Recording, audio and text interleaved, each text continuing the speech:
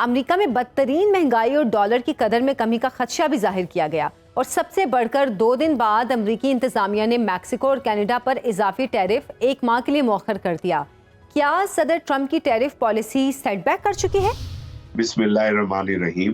دیکھیے، یہ تو پہلے ہی ماہرین کہہ رہے تھے کہ جب یہ آپ کریں گے تو انٹرنیشنل جو بزنس ہے اس کے اندر ایک جو ہے کمی آئے گی، اور اس کی کمی جب بھی آئے گی اور اس کے اندر کساد بازاری ہوگی تو اس کا سب سے زیادہ افیکٹ جو ہوگا امریکہ کو ہوگا، کیونکہ دنیا کی سب سے بڑی معیشت آج بھی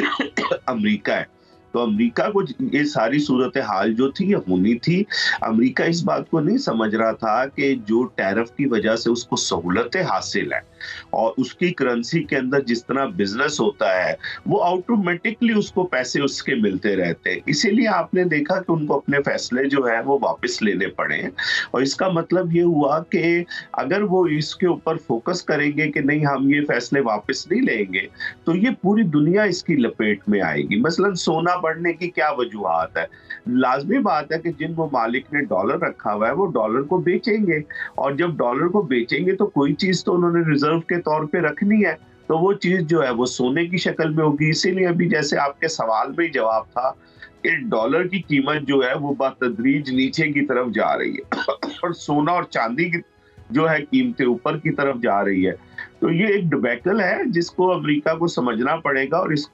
اس کو اگر وہ درست نہیں کریں گے تو شاید دنیا کے ملکوں کو اتنا نقصان نہ ہو جتنا امریکہ کو ہوگا۔ اچھا، گزشتہ 12 سالوں میں چین کا فوجی بجٹ 720 بلین یوان سے 1.25 ٹریلین یوان تک پہنچ چکا ہے، اور اس سال بھی 7.2% اضافے کا اعلان کیا گیا ہے۔ کیا ایسا کہنا ٹھیک ہے کہ اضافی ٹیرف چین کی غیر معمولی طور پر بڑھتی فوجی طاقت کو محدود کرنے کی امریکی کوشش ہے؟ دیکھیں، یہ بھی ایک وجہ ہے، بالکل ہے، کہ امریکہ یہ دیکھ رہا ہے کہ چین جو ہے وہ 20 سال پہلے تک چین کا فوکس جو تھا یا 10 سال پہلے تک وہ زیادہ ڈیولپمنٹ پہ تھا، لیکن اب چین بھی یہ سمجھ رہا ہے کہ ڈیولپمنٹ کے ساتھ ساتھ اس کو اپنی طاقت کو بھی انہانس کرنا ہے۔ جب طاقت کو انہانس کرنا ہے تو لامحالہ اس کے لیے اس کو ملٹری بجٹ کی ضرورت ہے۔ اب اس میں بھی امریکہ کا مسئلہ یہ ہے کہ امریکہ نے ساؤتھ چائنا سی کے اندر چین کے لیے بہت دشواریاں پیدا کی ہیں، اور اس کے اتحادیوں نے، تو چین نے اپنی نیول جو ہے وہ اگر آپ دیکھیں تو پچھلے چند سالوں کے اندر اس کے اندر بہت زیادہ اس نے چینجنگ کی، اور بہت طاقتور نیوی کے طور پہ وہ پیسیفک اور انڈین اوشن کے اندر آئی ہے۔ اور یہ ساری چیزیں جو ہیں یہ پیسوں کے ساتھ ہی ہوئی ہے، کیونکہ چین کا جو بزنس ماڈل ہے وہ ابھی تک کچھ اس قسم کا ہے کہ چین کی بیلنس آف ٹریڈ جو ہے وہ چین کے حق میں ہے، تو لامحالہ چین کو اس کا مالی فائدہ ہوتا ہے، اور جب مالی فائدہ ہوتا ہے تو چین کے پاس یہ گنجائش ہوتی ہے کہ وہ کن شعبوں کے اندر اپنے پیسوں کو لگا سکتا ہے۔ تو اس میں سے ایک شعبہ جو ہے جو بہت سال بڑا ویک رہا ہے اس کو بھی وہ بتدریج بڑھا رہا ہے، اور اسے ہم دنیا والے طاقت کہتے ہیں یا ملٹری کہتے ہیں یا فوجی بجٹ کہتے ہیں۔ تو یہ بالکل درست بات ہے کہ اس کا امریکہ یہ کوشش کر رہا ہے، لیکن دیکھنا یہ پڑے گا کہ امریکہ جو کوشش کر رہا ہے اس کا چین کو کتنا نقصان ہوگا اور امریکہ کو کتنا نقصان ہوگا، یہ اصل سوال ہے۔ اگر امریکہ یہ سب کچھ صرف چین کو کچھ چیزوں کے اندر مشکل میں ڈالنے کے لیے کر رہا ہے تو دیکھنا پڑے گا کہ ان تمام چیزوں سے امریکہ کی مشکلات میں کتنا اضافہ ہوگا۔ تو اس کو بھی بیلنس کرنے کی ضرورت ہوگی، جیسے بیلنس ٹریڈ کا کرنے کی ضرورت ہوتی ہے اسی طرح اس چیز کا بھی بیلنس کرنا ہوتا ہے، کیا چیزیں آپ کو فائدہ دیں گی، کیا چیزیں نقصان دیں گی۔ دیکھیے، اس کا ایک اور بھی نقصان ہو سکتا ہے، وہ یہ ہو سکتا ہے کہ امریکہ جو ہے یورپ کے ساتھ جس طرح کا رویہ رکھ رہا ہے تو یورپ کو بھی ضرورت ہے کہ وہ پھر اور انٹرنیشنل پاورز کے ساتھ اور لوگوں کے ساتھ، تو جب جس کے سٹیکس جدھر بڑھتے چلے جائیں گے تو وہاں پر اس سٹیکس کی وجہ سے پھر اس کو کچھ سہولتیں دینی پڑیں گی۔ تو یہ ساری چیزیں جو ہیں یہ ایک چیز کے ساتھ جڑی ہوئی ہیں، اور اس سرکل کے اندر سب لوگ موجود ہیں۔ اب یہ امریکہ نے فیصلہ کرنا ہے کہ وہ اگر اس سرکل سے نکلنا چاہتا ہے تو اس کا اسے کتنا فائدہ ہوگا اور کتنا نقصان۔ مہدی صاحب، غزہ پر قبضے کی بات ہو یا یوکرین جنگ کے خاتمے کی، تجارتی ٹیرف میں اضافے کا فیصلہ ہو یا میکسیکو اور کینیڈا جیسے اتحادیوں سے اختلافات، ان تمام امور پر امریکی انتظامیہ اور اوول آفس کی کارکردگی دے کر کیا آپ کو نہیں لگتا کہ صدر ڈونلڈ ٹرمپ اپنے آغاز سے ہی امریکہ کے متنازع ترین صدر بننے جا رہے ہیں؟ دیکھیں وہ آنے سے پہلے اس قسم کی باتیں کر رہے تھے. اب لازمی بات ہے جب وہ آ گئے تو انہیں اپنے ووٹر کو کچھ نہ کچھ تو دکھانا پڑنا ہے.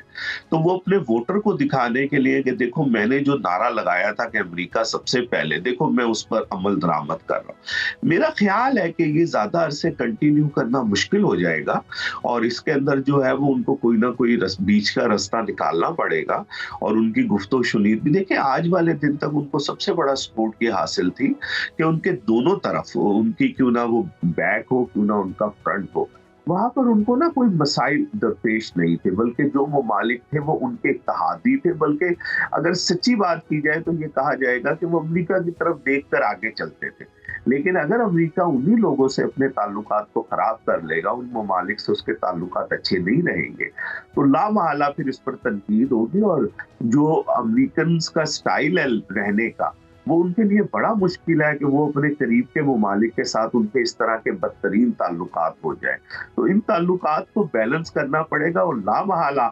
آج والی پالیسیز کے اندر تو یہ مشکل نظر آ رہا ہے. میرا خیال ہے کہ کچھ وقت کے بعد جب چیزیں سیٹل ڈاؤن ہوں گی، کیونکہ ابھی تو ان کو آئے ہوئے 20 جنوری کو انہوں نے حلف لیا تھا اور آج جو ہے ہم جس دن بات کر رہے ہیں اس دن 8 مارچ ہے، تو ابھی ان کو مشکل سے 1.5 مہینہ ہوا ہے. تو ابھی ان کے لیے بڑا مشکل ہے کہ جو کچھ وہ کہہ چکے ہیں ان ساری چیزوں سے پیچھے ہٹ جائیں. لیکن شاید چند ماہ کے بعد اس وقت تک یہ دیکھنا پڑے گا کہ امریکہ کا نقصان کتنا ہو جاتا ہے، تو اس کے بعد جو ہے وہ ریلائز کریں اور چیزوں کے اندر کچھ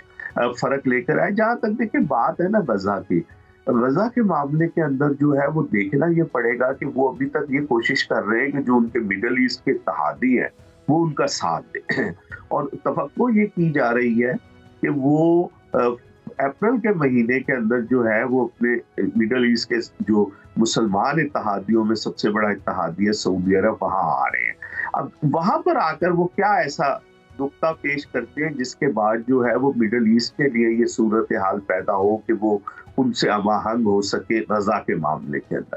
جہاں تک یوکرائن کا معاملہ ہے، یوکرائن کے اندر وہ بات سیدھی سی کر چکے ہیں. اب دیکھنا یہ پڑے گا کہ پوٹن صاحب جو ہے وہ کیا شرائط کے ساتھ اس معاہدے کو کرنے کے لیے آتے ہیں اور وہ جو شرائط لے کر آتے ہیں امریکہ کے لیے کس حد تک ان شرائط پر عمل درآمد کرنا جو ہوگا آسان ہوگا. میرا خیال ہے اگلا ہفتہ جو شروع ہونے والا ہے وہ بڑا اہم ہوگا، خاص طور پہ یوکرائن کے حوالے سے، کہ جب امریکن پالیسی ساز اور رشین پالیسی ساز آپس میں بیٹھ کر بات کرتے ہیں اور وہ کسی نتیجے کے قریب پہنچتے ہیں تو پھر ہمیں دیکھنا پڑے گا کہ کیا صورتحال یوکرائن کے حوالے سے ڈیولپ ہوئی ہے. ابھی میرا ذاتی سا خیال ہے کہ جو چیزیں ہیں وہ ابھی پائپ لائن کے اندر ہیں، ابھی اس کو میچیور ہونے کے لیے تھوڑا سا وقت لگے گا. اچھا، بظاہر تو غزہ جنگ بندی کو پائیدار بنانے کے لیے وائٹ ہاؤس نے حماس سے بات چیت شروع کر دی ہے. کیا یہ مذاکرات واقعی جنگ بندی کے استحکام کے لیے ہیں یا امریکہ حماس کو عرب ملکوں کے غزہ منصوبے سے الگ کرنا چاہ رہا ہے؟ کیونکہ صدر ٹرمپ غزہ کی امریکی زیر نگرانی تعمیر نو پر بضد ہیں. جی میں پہلے ہی عرض کر چکا ہوں کہ وہ غزہ کے حوالے سے جو پالیسی ہے ان کی وہ بالکل کلیئر ہے، لیکن اس پالیسی میں ابھی تک ان کا مسئلہ یہ ہے کہ ان کو مڈل ایسٹ کے ممالک کی حمایت حاصل نہیں ہے. آج والے دن ہی ایک بڑی کانفرنس جو ہے وہ OIC ممالک کے وزرائے خارجہ کی ریاست کے اندر ہو رہی ہے. دیکھتے ہیں اس میں سے کیا رزلٹ آتا ہے، کیونکہ ابھی عرب لیگ نے تو اس سارے میٹر کے اندر امریکہ سے ڈسٹنس رکھا ہے اور پھر فائنلی جو فیصلہ ہوگا وہ میرے خیال میں اپریل میں جب وہ مڈل ایسٹ میں آئیں گے اور ان کی محمد بن سلمان سے ملاقات ہوگی تو پھر یہ دیکھنا ہوگا کہ محمد بن سلمان اس کے اوپر کیا موقف رکھتے ہیں. ابھی جو حماس کے ساتھ وہ بات کر رہے ہیں وہ بالکل ان کی ہمیشہ سے یہ کوشش رہی ہے امریکہ کی کہ وہ ایک طرف جو ہے وہ جنگ کو بھی جاری رکھے اور دوسری طرف اتحادیوں کو کمزور کرنے کے لیے ان کے کسی کمزور اتحادی سے گفت و شنید بھی شروع کر لے. تو یہ ان کا پرانا حربہ ہے، لیکن میرا خیال ہے کہ معاملہ اتنا سینسٹیو ہے کہ یہ بڑا مشکل ہو جائے گا کہ حماس، دیکھیں حماس جو ہے وہ مڈل ایسٹ کے اندر کوئی پسندیدہ گروپ نہیں سمجھا جاتا، کوئی پسندیدہ جماعت نہیں ہے اور ان کے جو تعلقات ہیں وہ کوئی بہت اچھے نہیں ہیں مڈل ایسٹ کے مسلمان ممالک سے. یہ ساری صورتحال جو ہے یہ حماس کو بھی پتہ ہے. اب اس کے اندر سے وہ گنجائش پیدا کر رہے ہیں کہ کسی طرح جب یہ معاملہ किसी नतीजे तक पहुंचे तो उनके ऊपर ये इल्जाम ना आ सके कि उन्होंने इसको मामला फहमी के साथ जो है इसे हल करने की कोशिश नहीं करी। तो मेरा ख्याल है कि हमास की मूव भी इतनी गलत नहीं है, और दूसरी तरफ हमास ये कोशिश भी कर रहा है कि जो इस्लामी ममालिक है उनको डे टू डे सूरत हाल से आगाह रखा जाए और उनसे ये फैसला करवाया जाए कि गजा के अंदर क्या होना चाहिए, और वो फैसला ऐसा होना चाहिए जो फलस्तीन के लोगों की मर्जी और मंशा के मुताबिक।